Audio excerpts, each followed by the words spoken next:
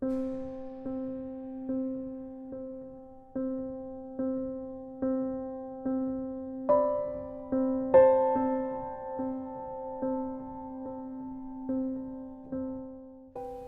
everyone!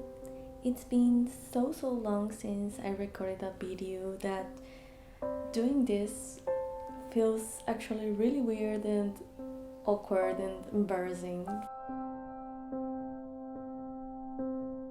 I've been living in Portugal for about 7 months and I don't even know how time went so fast.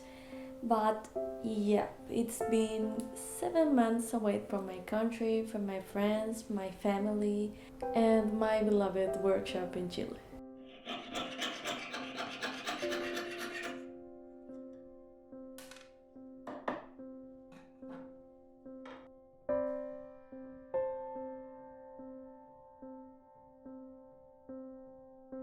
At first, when I arrived here, I was planning to take my time, learn more about this country, the new culture, and the city.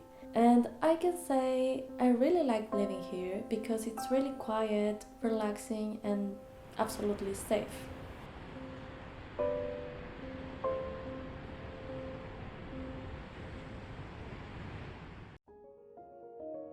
Then I started working on my new website and preparing some packaging materials, gathering supplies, finding out about local suppliers, and all of that stuff to start my business again, but from here. But as you can imagine, money runs out, temporary rents have a time limit, so I had to find a job. That's how I ended working at a local coffee shop, but in the high season, in the middle of summer, which was so tiring and everyone was so stressed that I just survived there somehow. But always with the mindset that I would get out of there as soon as my life stabilized a little bit more. Doesn't make it easy.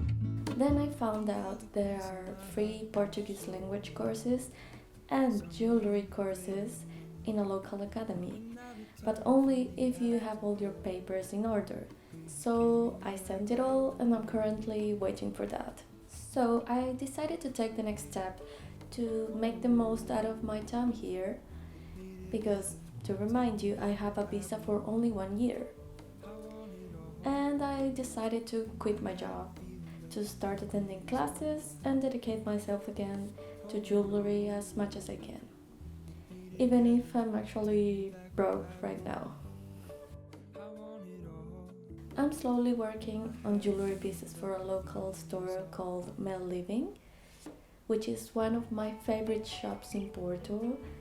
And one of the reasons I'm kinda broke is because I did my first ever purchase from Cooks on Gold.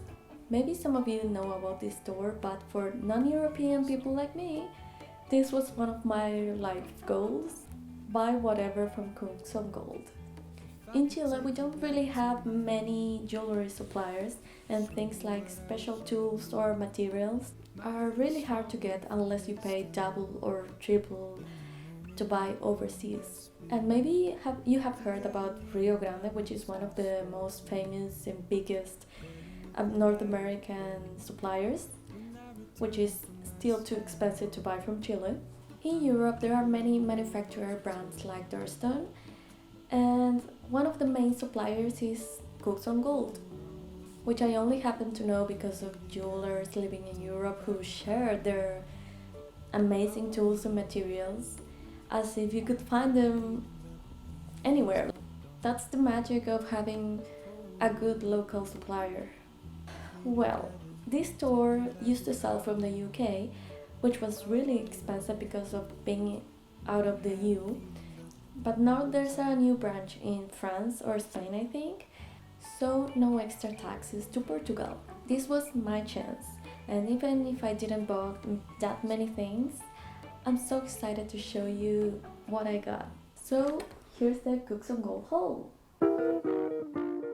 Okay, so first of all, I got this really simple but lifesaver bench pin, and as it was cheap, I didn't expect such good quality, but it's actually really good. The wood is hard, well sanded, and the cuts are precise. For less than €2, it's such an unexpected good purchase.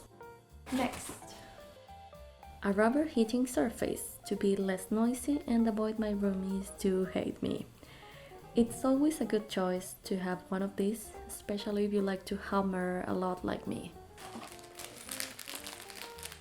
I found this engraving set with a wooden base and it's really nice.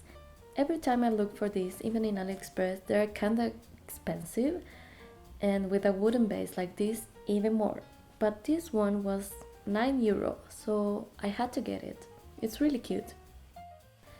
I got this lubricating wax because mine was almost dying and I always wanted to try this brand. It's good for protecting burrs, drills and saw blades as it reduces the friction with the metal. I think it's a must-have in every jewelry workshop.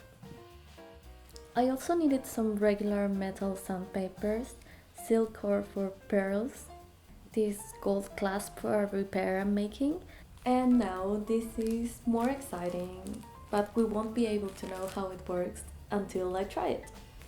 These are enamels.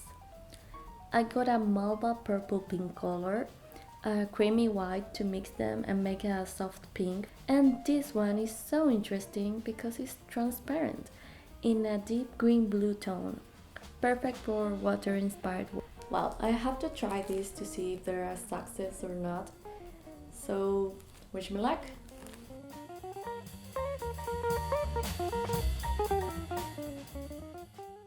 Now for one of the most important parts, the metals.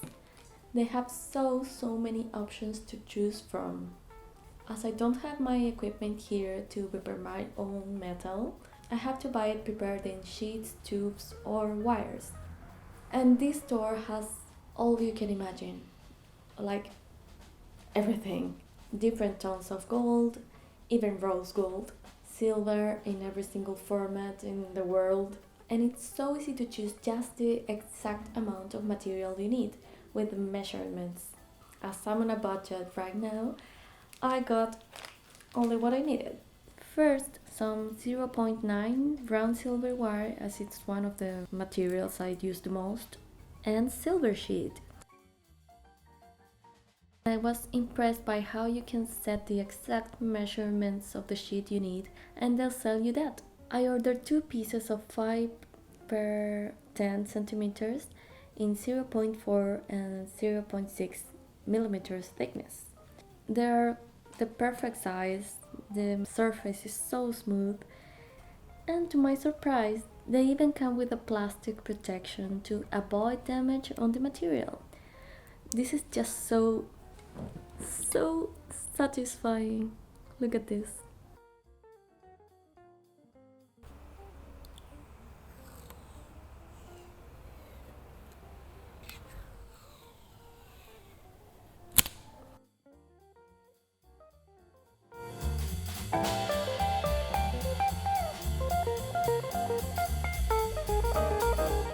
So, the final one is one of the materials I'm the most excited about. Bronze clay. If you prefer to work modeling clay or wax, this material is such a good option to visualize how your piece is going to be because it's reusable. It's a clay, but you can also burn it with your torch and get a solid bronze piece, which is amazing to make a custom work or the master in metal to make a mold for casting. This material is hard to get in my country, so I really want to try it and show you how it works in another video.